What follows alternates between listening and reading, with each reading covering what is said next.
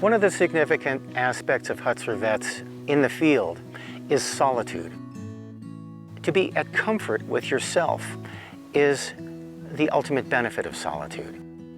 When we're hiking the trails, we can hike alone. And in fact, we spread out on the trail to give ourselves distance and that nice break of quiet. We have solo opportunities at the top of the mountain. Even around the campfire, it can be very quiet, and you can have even a small solo time looking at the stars, sitting with a group of veterans.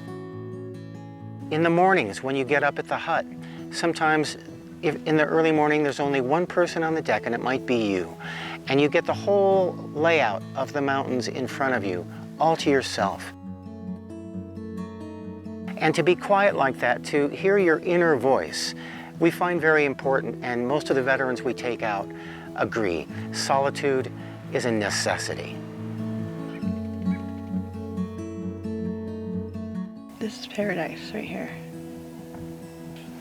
And this mountain right here, when I came out, was completely formless. Like you could see the very tips of the mountains. And as the light slowly started appearing, you could start seeing some formation. It was beautiful.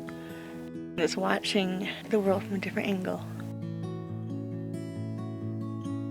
Something that helped me personally was the solo time. It was just a good reflecting time, kind of reflecting on the last couple of days, just hearing the wind and not hearing cars driving by or your phone ringing, and just to kind of completely clear your mind and almost just not think about anything and just be in the moment.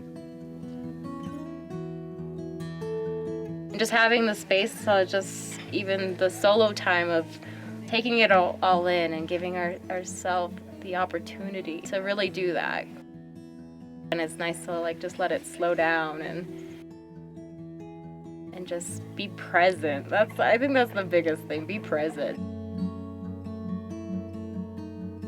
To be alone, to get your own thoughts, to feel your own, your own feelings, your own emotions, that's perfectly fine. And I find that out in nature. It calms me, it gives me a peace of mind. And that's why I like the solos, for me in particular, but I think a lot of folks appreciate them and maybe understand that, again, it is okay to be by yourself. It's okay to be alone.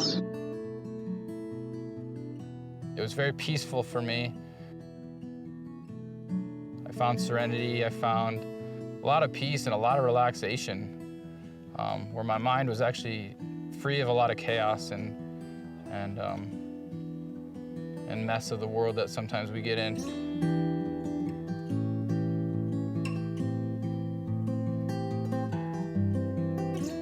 This has helped me reflect back to me, my true self, and not the tarnished self. That's part of me as well. I'm not putting that aside, but it's not the whole of me. And this gives you the opportunity to say, hey, I can live again, I can dance again, I can play again, I can have a space to just be. Henry David Thoreau said, "I find no companion so companionable as solitude."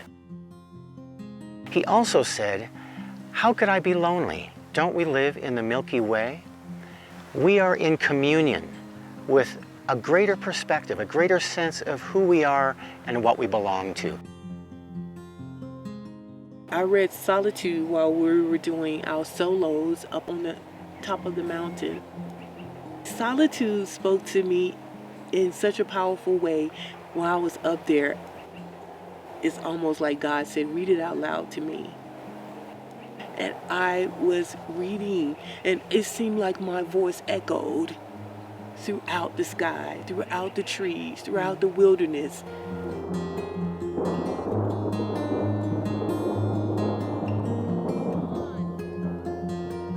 One of the most meaningful photos you've taken, Dan, is from the porch of Margie's hut out to the Williams Mountain when a storm comes in and everything darkens, it gets dark. It's so very dramatic. And some of the veterans, is it ever going to clear? But yes, it does clear in this beautiful sunshine and the forest is refreshed. life has its storms, but if we wait, the sunshine will come. Oh, yeah.